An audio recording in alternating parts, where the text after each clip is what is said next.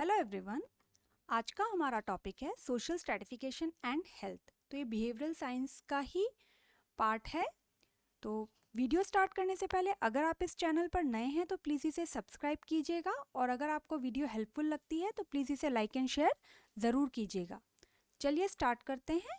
Social stratification, the process by which individuals and groups are ranked in more or less enduring hierarchy of status is known as stratification। ये वो process होता है जिसमें individuals और groups को हम rank देते हैं। ठीक है, first rank, second rank, third, fourth, fifth, मतलब हायरार्कियल पैटर्न के अंदर, मतलब इंक्रीजिंग ऑर्डर में या डिक्रीजिंग ऑर्डर में हम जो देते हैं वो होता है हमारा hierarchy of status is known as stratification. Social scientists have observed a strong correlation between health and social characteristics, namely social class, age, gender and ethnicity. तो social scientist ने health को social class, age, gender और ethnicity के साथ में positively associate माना है या अटैच माना है। ठीक है, तो अब जो सोशल क्लास में मेनली हम लोग ऑक्यूपेशन, इनकम एंड एजुकेशन को देखते हैं, मतलब कि उनका सोशियो इकोनॉमिक स्टेटस रहता है। ठीक है, सोशियो इकोनॉमिक स्टेटस को हम लोग देखते हैं मेनली। तो ये हेल्थ इनसे कोरिलेटेड रहती हैं। Now different social classes are associated with different personality characteristics. अलग अलग सोशल क्लासेस के अंदर अलग अलग जो लोग रहते हैं उनकी पर्सनालिटी का कैरेक्टरिस्टिक्स बिल्कुल अलग रहता है। तो अगर हम सिंपल लैंग्वेज में देखें, सोशल स्ट्रैटिफिकेशन मतलब कि हम सोसाइटी को स्ट्रेटा में डिवाइड करते हैं। ठीक है, कोई हाई स्टेटस पे है, कोई मिडिल स्टेटस पे है, कोई लो स्टेटस पे है। तो वो चीज़ या तो हम सोशल क्लास में ऑक्यूपेशन, इनकम, एजुकेशन के तौर पे देखते हैं, या एज, जेंडर और एथनिसिटी के तौर पे देखते हैं। ठीक है, नाउ सोशल ग्रुप्स, जो सोसाइटी के अंदर जो रहते हैं ग्रुप्स रहते हैं, जो कि सोशल ग्रुप्स रहते हैं। Social groups is a collection of individuals who must have feature of common interest. मतलब जो भी इंडिविजुअल सोशल ग्रुप में रहते हैं उनका कॉमन इंटरेस्ट होना चाहिए। तो क्या उन ग्रुप की कैरेक्टरिस्टिक्स रहते हैं? They have sense of unity and belonging, मतलब वो एक यूनिटी रहती है उनके अंदर, और प्लस वो एक सेम चीज़ को बिलोंग करते हैं, चाहे तो वो कास्ट हो गया, रिलीजन हो गया, कल्चर हो गया। They have the feeling of we feeling and they help each other. उनमें वी फीलिंग रहेगी, plus they help each other, एक दूसरे को हेल्प करेंगे, उनका कॉमन ऑब्जेक्टिव एंड इंटरेस्ट रहेगा। Then they have own code of conduct and behaviour, इनका code of conduct और बिहेवियर वो भी कॉमन रहेगा। And their member is expected to follow the same norms, जो भी उस ग्रुप का नॉर्म्स डिसाइडेड है उसी नॉर्म्स को उनको, उनके ग्रुप को फॉलो करना कंपल्सरी रहता है। तो ये सोशल ग्रुप्स जो रहते हैं उनके कैरेक्टरिस्टिक्स हैं। Now what are the types of social groups? तो सोशल ग्रुप्स जो रहते हैं वो रहता है in groups and out groups. अब इन ग्रुप्स क्या होते हैं? इंडिविजुअल आइडेंटिफाइज हिमसेल्फ, इंडिविजुअल्स जो रहते हैं वो अपने आप को आइडेंटिफाई करते हैं, कैसे? फैमिली के तौर पे, ट्राइब्स के तौर पे, जेंडर के तौर पे, वो इन ग्रुप्स रहते हैं। आउट ग्रुप्स रहते हैं when members does not belong to, मतलब वो अपने आप को एक दूसरे से बिलोंग करते हुए नहीं मांगते। ठीक है, उनमें कौन सी फीलिंग रहती है? या तो दे या फिर वी फीलिंग रहती है, जिसमें वो अपने आप को, सबको एक साथ लेकर चलते हैं। Now coming two types of group के अंदर अनदर टाइप रहता है हमारा primary group, secondary group and reference group. Primary group जो रहता है वो स्मॉल है and members have direct contact. जो ये स्मॉल होता है और इनके मेंबर्स का डायरेक्ट कांटेक्ट होता है। तो जैसे कि फैमिली, एक फैमिली में जितने भी लोग रहते हैं उस फैमिली को, चाहे तो वो न्यूक्लियर फैमिली हो सकती है, चाहे तो वो जॉइंट फैमिली हो सकती है, तो वो जो होते हैं वो स्मॉल होते हैं और उनका डायरेक्ट कांटेक्ट होता है, तो वो प्राइमरी ग्रुप के अंडर एंड आते हैं। सेकेंडरी ग्रुप जो रहता है वो लार्ज साइज होता है, मतलब प्राइमरी ग्रुप के कंपैरिजन में। इनमें जो रिलेशनशिप होती है वो भी फॉर्मल और इम्पर्सनल होती है, जैसे कि पॉलिटिकल पार्टी के अंदर जो मेंबर्स होते हैं। ठीक है, वो होते तो लार्ज साइज के ग्रुप रहता है उनका, और उनका रिलेशनशिप भी इतना पर्सनल और इनफॉर्मल नहीं होता है। ठीक है। देन रेफरेंस ग्रुप जो होता है, इसमें इंडिविजुअल रिलेट साइकोलॉजिकली, मतलब चाहे तो वो कोई भी सक्सेसफुल पर्सन है, उस सक्सेसफुल पर्सन की तरह ही वो बनना चाहेगा। जैसे कि कोई सक्सेसफुल इंडस्ट्रियलिस्ट है, कोई हीरोइन है, या कोई भी जो एड्स वगैरह में हम लोग क्रीम्स वगैरह देखते हैं, तो मतलब वो एक रेफरेंस ग्रुप हो जाता है कि भाई ये यूज़ करने पर हमको ये चीज़ मिलेगी। तो एक साइकोलॉजिकली एक माइंड सेटअप हो जाता है। तो ये primary, secondary and tertiary reference group रहता है। Then formal group and informal group. Formal group कौन से होते हैं? जो कि वेल ऑर्गेनाइज्ड होते हैं, उनमें रूल्स रहते हैं, and they have recognised leaders. इनमें एक लीडरशिप के लिए एक मेंबर होता है। तो वो हम इसको क्या एग्जांपल दे सकते हैं? Dental association. इनफॉर्मल ग्रुप्स जो होते हैं, they are not organised, no rules, no leader. ठीक है। तो अगर हम किसी क्लिनिक के बाहर बहुत सारे पेशेंट को इकट्ठा देखें, तो वो इनफॉर्मल ग्रुप हो गया, जिसमें कोई ऑर्गेनाइज नहीं है, रूल्स भी नहीं है, लीडर भी नहीं है। तो ये हमने टाइप्स ऑफ सोशल ग्रुप्स देखे हैं। देन ये सोशल ग्रुप्स जो हैं, ये कैसे इन्फ्लुएंस करते हैं हेल्थ को?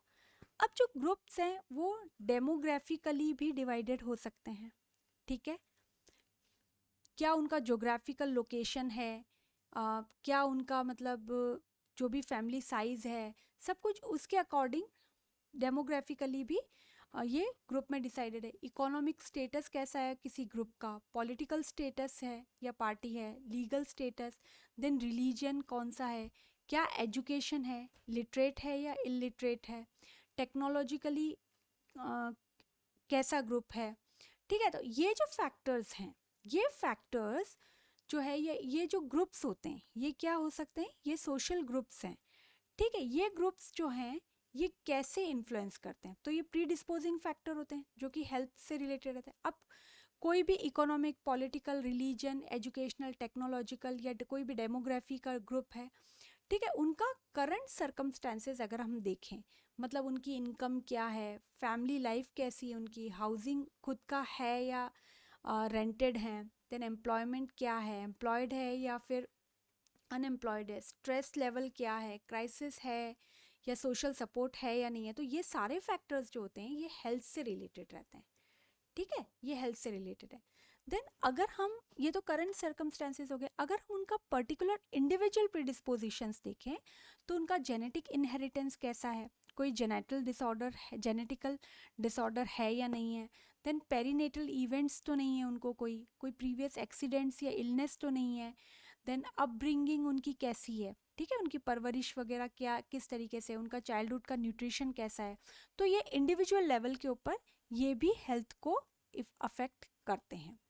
देन अगर हम और ग्रुप्स का देखें, तो कम्युनिकेशंस वाले जो ग्रुप रहते हैं, माइग्रेशन जिन लोगों ने किया है अर्बनाइजेशन की वजह से, लाइफ एक्सपेक्टेंसी, मैरिड है या नहीं है, या उनका फर्टिलिटी स्टेटस कैसा है, वुमेन का क्या रोल है। तो ये जो ग्रुप हो गए, ये भी सोशल ग्रुप जो हो गए हैं, ये सोशल ग्रुप का कैसा प्रीडिस्पोजिंग फैक्टर है। तो अगर हम इसको देखते हैं इकोलॉजिकल प्रीडिस्पोजिशन की हेडिंग के अंडर अगर हम देखते हैं, तो उनकी कम्युनिटी वैल्यूज़ क्या हैं, क्या उनके रोल्स हैं, लाइफस्टाइल क्या है, उनका बिहेवियरल पैटर्न क्या है, ये सब भी हेल्थ को अफेक्ट करता है। देन उनकी अपॉर्चुनिटीज़ या सिचुएशंस कैसी हैं इन ग्रुप्स की, तो वो रहता है हेल्थ सर्विसेज के लिए क्या वो उनको एक्सेस है, कोई एक्सपोजर हुआ है किसी पैथोजन से, या एजुकेशन की अवेलेबिलिटी कैसी है उनके लिए, फूड सैनिटेशन, अल्कोहल कंजम्पशन है या नहीं है, ड्रग्स क्या है, मैरिज पार्टनर्स का क्या लेवल है या स्टैंडर्ड है, डोमेस्टिक वायलेंस वगैरह तो नहीं है। इस टाइप से जो भी फैक्टर्स होते हैं, ये सारे फैक्टर्स जो रहते हैं, ये सब हेल्थ को अफेक्ट करते हैं। तो ये सारे ग्रुप हैं, ग्रुप के ये प्रीडिस्पोजिंग फैक्टर्स हो, ये सारे ग्रुप्स हो गए, इनके ये प्रीडिस्पोजिंग फैक्टर्स हो गए, ये हेल्थ को कैसे अफेक्ट करते हैं। देन हेल्थ का जो आउटकम रहता है, वो वापस इनको कैसे होता है। तो ये एक तरीके से साइकिल के तौर पे कंटिन्यू रह रहा है कि हेल्थ कैसी है इन ग्रुप्स की, और किस फैक्टर्स की वजह से ये हेल्थ को डैमेज या डिस्ट्रॉय करते हैं। देन सोशल क्लास इनइक्वालिटीज़, जो स्ट्रैटिफिकेशन है उसे हम इनइक्वालिटीज़ भी बोल सकते हैं, ठीक है, जिसके अंदर हम लोगों ने इसको सोशल क्लास को स्ट्रेटा में, डिफरेंट स्ट्रेटा में डिवाइड किया है या फिर रैंक दिए हमने, ठीक है, या फिर रैंक दिए। Social circumstances are not homogeneous, social circumstances homogeneous नहीं है सोसाइटी में, ऐसा नहीं है कि हर लेवल पर सेम सर्कमस्टांसेस हो रहे हैं, सब तरफ अलग अलग डिफरेंट रहते हैं। Members are stratified into different social classes and they are arrange in hierarchical pattern. Hierarchy मतलब कि एक लो है, फिर थोड़ा उससे हाई है, फिर उससे हाई है, उससे हाई है, सबसे टॉप पर फिर जो रहता है, तो ये जो पैटर्न रहता है ये होता है हायरार्कियल पैटर्न, ठीक है। तो मेंबर्स जो होते हैं वो अलग अलग क्लासेस के अंदर डिवाइडेड रहते हैं और ऐसे हायरार्कियल पैटर्न में डिवाइडेड रहते हैं। तो सोशल स्ट्रैटिफिकेशन जो है वो सिविलाइजेशन का फीचर है, ठीक है। एंशियंट टाइम से सोशल सिविलाइजेशन जो है वो चला आ रहा है। तो कैसे, अगर हम इस चीज़ को अगर कहना चाहेंगे तो in medieval England where agriculture was the predominant occupation, जो इंग्लैंड में एग्रीकल्चर जो था वो सबसे पहले ऑक्यूपेशन प्रीडोमिनेंट था, और सोसाइटी को भी स्ट्रेटिफाइड किया गया था on the basis of ownership of land, मतलब जो भी जिनके पास भी खुद की लैंड हुआ करती थी तो उनका स्टेटस जो होता था वो हाई होता था, ठीक है। तो इस तरीके से एग्रीकल्चर के बेस पे मिडाइवल इंग्लैंड को डिवाइड किया गया था। सोशल स्ट्रैटिफिकेशन मतलब उनमें इनइक्वालिटीज़ हमें देखने को मिली थी। सेकेंड जो था वो स्पिरिचुअलिटी के बेस के ऊपर था, जैसे कि जो ब्राह्मण्स थे वो टॉप लैडर पे थे, सोशल लैडर पे वो टॉप लैडर पे थे, और उसके बाद जो थे सोल्जर क्लास आती थी जो क्षत्रियास थे, तो टॉप पे ब्राह्मण्स और उसके बाद फिर क्षत्रियास आते थे। देन सोशो इकोनॉमिक क्लास के अकॉर्डिंग जो थे capitalist industrial societies of today, specially the western societies, are economically driven and social stratification is based on socio economic class, ठीक है। अब जो स्ट्रैटिफिकेशन था वो सोशो इकोनॉमिक क्लास के ऊपर था, मतलब उनकी इनकम कितनी है, ऑक्यूपेशन कितना है, उनकी एजुकेशन कितनी है, तो इस तरीके से सोशल क्लास इनइक्वालिटीज़ को डिवाइड किया गया था on the basis of agriculture, ownership of land, spirituality and socio economic status. ये जो स्लाइड है ये बहुत इंपॉर्टेंट स्लाइड है, शॉर्ट नोट में पूछे जा सकती है, सोशल क्लास के क्लासिफिकेशन बताइए, और मेनली सोशो इकोनॉमिक स्टेटस पे तो ये बेस्ड ऑन ऑक्यूपेशन है, ठीक है, क्या इनका ऑक्यूपेशन है उसी के अकॉर्डिंग हमने मेंबर्स को डिवाइड किया है। तो सोशल क्लास 1 में जो कि प्रोफेशनल क्लास मानी गई है उसमें डॉक्टर्स एंड लॉयर्स हैं टॉप पर। देन सोशल क्लास 2 जो कि इंटरमीडिएट क्लास है उसमें मैनेजर्स एंड अकाउंटेंट्स आए। Social class 3 N means non manual, ठीक है, स्किल्ड नॉन मैनुअल है ये, तो इसमें ऑफिस क्लर्क्स आए। देन सोशल क्लास 3M, इसमें स्किल्ड हैं और मैनुअल हैं, तो इसमें रहेंगे carpenters and bus drivers. Then social class 4 जो हैं वो सेमी स्किल्ड मैनुअल हैं, उसमें बस कंडक्टर्स आए। सोशल क्लास 5 में डॉक वर्कर्स आए जो कि अनस्किल्ड मैनुअल हैं। तो 5 तरीके से इस क्लास को डिवाइड किया गया है अकॉर्डिंग टू ऑक्यूपेशन। तो इसमें professional, intermediate, skilled non manual and manual, then semi skilled manual and unskilled manual. तो ये स्लाइड बहुत इंपॉर्टेंट है क्लासिफिकेशन के हिसाब से। जो क्लासिफिकेशन हमने अभी देखा है, it is based on occupation and it's groups occupations into different social classes, मतलब ऑक्यूपेशन ही अलग अलग सोशल क्लास के अंदर उसको डिवाइड करता है according to their skill level and standing in the community. तो मेनली ये डिपेंड किसके ऊपर है, ऑक्यूपेशन के बेस के ऊपर है। ऑक्यूपेशन ही इनको अलग अलग सोशल क्लास में डिवाइड कर रहा है स्किल लेवल के हिसाब से, और वो कम्युनिटी में एक दूसरे को कर रहा है। तो ये टॉप पे जो रहते हैं वो डॉक्टर्स एंड लॉयर्स रहते हैं, और लास्ट में जो रहते हैं वो डॉक वर्कर्स रहते हैं, अनस्किल्ड होते हैं, class 5। Now social classes and the reactions, मतलब जो भी सोशल क्लासेस हैं अलग अलग तरीके से जो डिवाइडेड हैं उनका हेल्थ के प्रति क्या रिएक्शन है, ठीक है, उसको हम डिस्कस कर रहे हैं, हेल्थ और डेंटल हेल्थ। तो सबसे पहला आता है हमारा अपर मिडिल क्लास, जो सबसे टॉप पर हमने क्लास को लिया है अपर मिडिल क्लास। तो the professional and business executive group होता है, ठीक है। ये जो क्लास होती है ये प्रोफेशनल और बिजनेस एग्जीक्यूटिव होते हैं। They are well educated and living in preferred areas in well maintained usually spacious homes. तो ये बहुत ज़्यादा वेल एजुकेटेड होते हैं, हाई क्लास टॉप प्रोफाइल के बिजनेस एग्जीक्यूटिव्स होते हैं और ये अपने प्रिफर्ड एरिया में अपना घर बनाकर रहते हैं। Now they value their teeth, इनको अपनी टीथ की वैल्यू है, plus they are interested in preventive dentistry. जो भी चीज़ है ये प्रिवेंटिव डेंटिस्ट्री को ही फॉलो करना चाहते हैं और इनको इनकी टीथ, इनको अपना जो नेचुरल टीथ है वही इनको बहुत ज़्यादा इनके लिए कीमती है। Now dentist is professional, dentist को एक प्रोफेशनल मानते हैं जो कि टीथ रिपेयर के साथ में पेन को भी स्टॉप करता है, लेकिन वो प्रिवेंट भी करवाता है टूथ डिके, टूथ लॉस को, और इस वजह से पर्सन का टीथ जो होता है वो अट्रैक्टिव और यूजफुल होता है। मतलब वो नेचुरल चीज़ों को ही ठीक से मानते हैं, वो ही उनके लिए ठीक है। Now the members of upper middle class are much impressed with desirability of having their own teeth as long as possible. वो चाहते हैं कि जो चीज़ उनके पास है वो उनके पास हमेशा रहे और उसी को वो प्रिफर करते हैं। तो ये हाई प्रोफेशनल और हाई बिजनेस एग्जीक्यूटिव और वेल एजुकेटेड लोग रहते हैं जो कि अपर मिडिल क्लास में आते हैं। Then lower middle class, lower middle class अब जो है अपर मिडिल क्लास से थोड़ा लो रहती है। The owners of the small business, minor executives, teachers, salesman and white collar workers. तो इसके अंदर कौन कौन आते हैं? जो स्मॉल बिजनेस रहते हैं, देन जिन माइनर एग्जीक्यूटिव्स रहते हैं, टीचर्स एंड सेल्समैन इसमें आते हैं, वाइट कॉलर वर्कर्स जो रहते हैं वो सब इनमें आते हैं।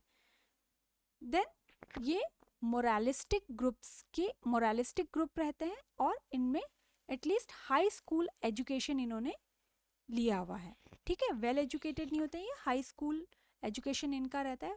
They live in well maintain clean pleasant neighbourhood and they admire and imitate the upper middle class. मतलब ये अपर मिडिल क्लास को सेम उनकी तरह कॉपी करते हैं प्लस एडमायर भी करते हैं, और ये well maintain clean pleasant neighbourhood के अंदर रहते हैं।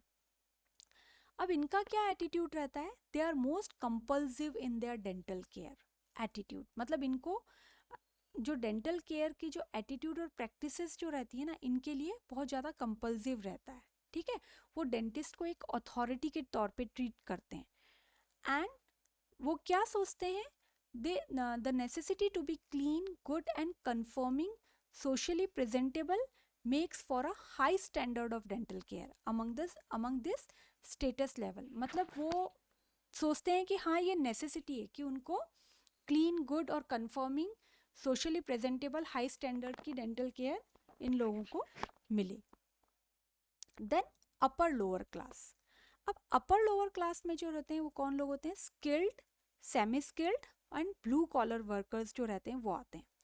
At present they enjoy a high standard of living, ठीक है। इनकी जो इनकम होती है ना उसकी वजह से वो हाई स्टैंडर्ड में रहते हैं, लेकिन इनकी एजुकेशन इतनी ज़्यादा नहीं होती है and they are law abiding, respectable and hard working citizens होते हैं। मतलब ये पैसा तो कमाते हैं पर ये इतना वेल एजुकेटेड नहीं होते हैं और ये लॉ को तोड़ने वाले, लॉ को अबाइड करने वाले और रेस्पेक्टेबल रहते हैं, प्लस हार्ड वर्किंग सिटीजन्स होते हैं। Then people are trained to whatever happens and feel there is little they can do to save off inevitable। मतलब इनका क्या एटीट्यूड रहता है कि ये ज़्यादा कुछ कर नहीं सकते, मतलब जो ऊपर वाला चाहता है वही होगा। मतलब ये कुछ उस चीज़ के लिए नहीं सोच सकते। अगर ये सोचते हैं कि अगर कोई डैमेज होगा और लॉस ऑफ टीथ हो सकता है तो हाँ हो सकता है, ठीक है। इनका ये एटीट्यूड होता है। Then they do not receive professional dental care gear to maintain their own teeth. अगर इनको प्रोफेशनल डेंटल केयर अगर नहीं मिलता है तो ये सोचते हैं ठीक है इट्स ओके, मतलब ये आर्टिफिशियल डेंचर्स से भी खुश हो जाते हैं एंड सेल्फ मेडिकेशन लेना ये ज़्यादा प्रिफर करते हैं, ठीक है। तो ये ज़्यादा इतना बॉदर्ड नहीं है कि इनके नेचुरल टीथ ही होने चाहिए अर्ली एज में। They instruct their children how to take care of their teeth, but children are more or less of their own after that. मतलब ये अपने बच्चों को कहते तो हैं कि भाई तुम केयर करो, पर वो अपनी उनकी बात नहीं सुनते. ठीक है, ये सिर्फ अपने हिसाब से मतलब artificial dentures and self medication से भी प्रिफर इन हैप्पी रहते हैं. ठीक है, तो यहाँ पर लोअर क्लास रहती है. देन लोअर क्लास जो कि अंडर प्रिविलेज्ड एंड डिसएडवांटेज्ड होती हैं, unskilled laborers, and they have limited education, and they shift from one job to another job, and they have no stable life pattern. मतलब इनका कोई stable life pattern नहीं है. इधर nomadic life ये जीना पसंद करते हैं और अंडर प्रिविलेज्ड होते हैं और इनको कोई इतना ज़्यादा नहीं रहता और सबसे ज़्यादा नेग्लेक्ट करते हैं टीथ को और अपनी हेल्थ को. They require careful understanding if they are not receive adequate care in public health facilities. अब इनको अगर पब्लिक हेल्थ फैसिलिटीज़ नहीं मिली तो इनको केयरफुल अंडरस्टैंडिंग की बहुत ज़्यादा ज़रूरत होती है. तो ये लोअर क्लास रहते हैं. अब इनका क्या एटीट्यूड रहता है, तो ट्राईहार्ड जो थे उन्होंने इनके लोअर क्लास के एटीट्यूड को बताया. तो सबसे 13 इनके एटीट्यूड्स हैं. Castration complex. ठीक है, castration complex. They have reluctance to have general anaesthetic और सेडेशन. मतलब इनमें क्या रहता है कि जनरल एनेस्थेटिक और सेडेशन इनको नहीं चाहिए, ये इनका एटीट्यूड रहता है. सेकेंड इनका एटीट्यूड रहता है कि contradiction of common sense. Continuation of drug after acute symptom have subsided. मतलब इनका ये रहता है कि भाई जब उनका एक्यूट सिम्टम ख़त्म होने के बावजूद भी ये उस चीज़ को कंटिन्यू करते हैं, ड्रग्स को, जो उनकी दवाइयाँ होती हैं. देन कमिंग इन क्राउड्स, ये क्राउड्स में आते हैं. They do not like to outnumber by people providing treatment. ठीक है, इसलिए इनको क्राउड में आना ठीक लगता है कि भाई ये अपने आप को आउट नंबर्ड नहीं करवा सकते. देन इनमें लास्ट डिच एफर्ट रहता है. ठीक है, they are sense of challenging health professional. ठीक है, ये उनको चैलेंज कर सकते हैं कि भाई आप जब कहेंगे आएंगे, पर कई बार ये लास्ट डिच एफर्ट भी करते हैं. इनका ये एटीट्यूड रहता है कि अगर हल्का भी पेन हुआ तो तुम एक प्रॉपर हेल्थ प्रोफेशनल नहीं हो, तुम क्वैक हो. देन दे हैव अनक्लीन और डर्टी फीलिंग. क्या रहती है, पर्सनल अनक्लीनलीनेस की. इनको हर बार ये लगता है कि ये क्लीन नहीं है, जो भी इंस्ट्रूमेंट है या जो भी प्रोसीजर हो रहा है, तो वो इस टाइप की फीलिंग इनको हमेशा रहती है. देन इनका ये एटीट्यूड रहता है कि तुमने ये क्लिनिक यहाँ क्यों बनाया, हम लोगों के यहाँ पे क्यों नहीं बनाया, जहाँ पे भी ये लोग रहते हैं. देन इनका कोल्ड प्रोफेशनल एटीट्यूड रहता है. इनमें ये वैल्यू करते हैं एम्पैथी को प्लस प्रोफेशनल कॉम्पिटेंस को.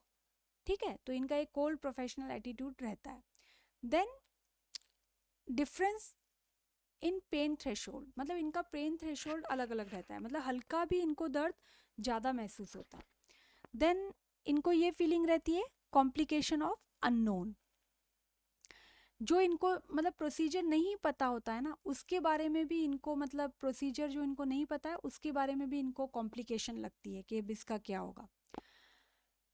कई बार क्या रहता है इनका, the pills don't work, any time lag between administration of drug. अगर थोड़ा भी ड्रग को देने में टाइम ये लोग डिले कर देते हैं या टाइम रह जाता है तो इनको लगता है कि पिल्स वर्क ही नहीं कर रही हैं. ये इनका एटीट्यूड हो जाता है. अपॉइंटमेंट्स इनके लिए इम्पॉर्टेंट नहीं है. ठीक है, और ये क्या सोचते हैं कि teeth lost any how and traditions. ठीक है, इनका ये ट्रेडिशन इनको फॉलो करते हैं ये लोग कि टीथ तो एनी हाउ हमें लूज, मतलब लॉस करना ही है, मतलब हटेगा ही हटेगा, या इनकी हेल्थ डैमेज होगी. तो ये इनके एटीट्यूड रहते हैं अंडर प्रिविलेज्ड या ये जो लोअर क्लास रहते हैं. ये बहुत इंपॉर्टेंट है, कई बार वाइवा में इसको पूछा जाता है कि एटीट्यूड क्या रहते हैं लोअर मिडिल क्लास के, तो ये हमें पता होना चाहिए. Now social class inequalities in health in India. अब सोशल क्लास की जो इनइक्वालिटीज़ हैं हेल्थ के अंदर हमारे इंडिया में, वो तो हमने ये पढ़ा है कि सोशल क्लास जो रहती है वो क्लोजली किससे रिलेटेड रहती है, इकोनॉमिक स्टेटस से, level of education, standard of living, attitude, expectation, exposure to different degrees and types of stress. तो इसके ऊपर सोशल क्लास जो रहती है वो मेनली डिपेंड रहती है। ठीक है, मतलब कितना उनका एजुकेशन लेवल क्या है, उनका स्टैंडर्ड लिविंग क्या है, उनका ट्रीटमेंट के लिए एटीट्यूड क्या है, एक्सपेक्टेशन क्या कर रखा है, किस टाइप का वो स्ट्रेस लेते हैं, तो ये बहुत इंपॉर्टेंट है। More importantly it seem to have a direct bearing on external resource and internal mechanism available to individuals in attempting to deal with the health problem. मतलब मोर प्रोबेबली क्या चीज़ रहती है कि वो कितना एक्सटर्नल रिसोर्सेज को bear कर सकते हैं और उनको इंटरनल मैकेनिज्म, उनको क्या क्या चीज़ें अवेलेबल हैं ताकि वो हेल्थ प्रॉब्लम से डील कर सके। तो ये चीज़ WHO ने 1976 के अंदर दी थी। और क्या दो क्लासिफिकेशन दिए थे सोशो इकोनॉमिक स्टेटस के अकॉर्डिंग। एक तो पॉवर्टी लाइन रहती है, उसकी वजह से भी सोशल इनइक्वालिटीज़ हैं, प्लस कास्ट सिस्टम की वजह से इनइक्वालिटीज़ हैं। देन अदर में क्या अदर फैक्टर्स क्या हो सकते हैं, education, income, purchasing power.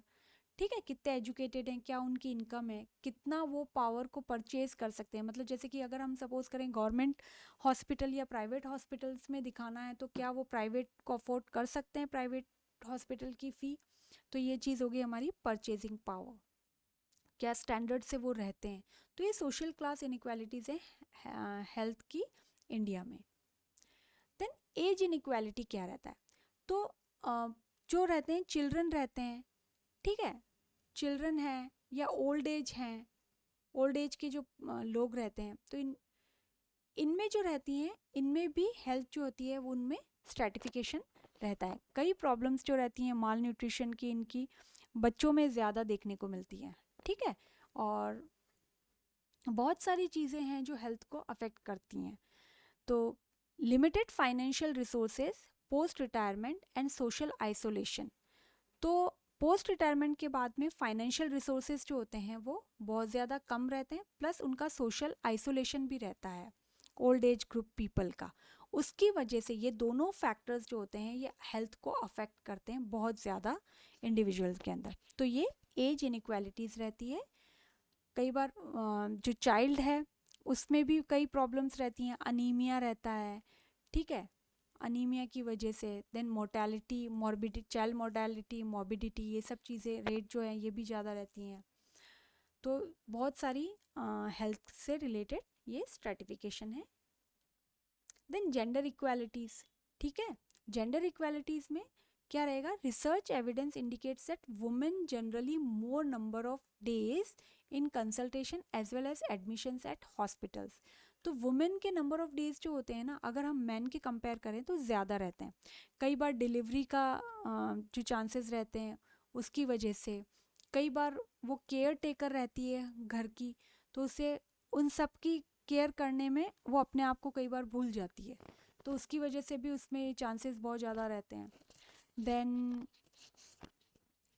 They are able to and they spare more time to visit the doctor, क्योंकि उसे बच्चों की भी देखभाल करनी है, प्लस उसे एल्डरली जो उनके घर हैं उनका भी देखना है।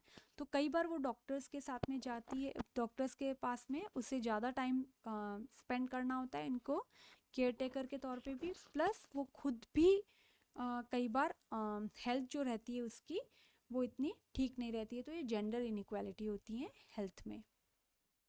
Then ethnic equality, health inequalities क्या रहती हैं। ठीक है, कई कल्चरल फैक्टर्स होते हैं जो कि हेल्थ में स्ट्रेटिफिकेशन लेके आते हैं, जैसे कि लैंग्वेज उनकी क्या रहती है, eating habits, family patterns, homeland, ये सारे फैक्टर्स हो सकते हैं एथनिक इनइक्वालिटीज़ के। ठीक है, तो आई होप आपको ये वीडियो हेल्पफुल लगा होगा। अगर हाँ तो प्लीज़ इसे लाइक एंड शेयर कीजिएगा, और चैनल पर नए हैं तो इसे सब्सक्राइब कीजिएगा। मिलते हैं हम ऐसी वीडियो के साथ में। Till then take care, bye.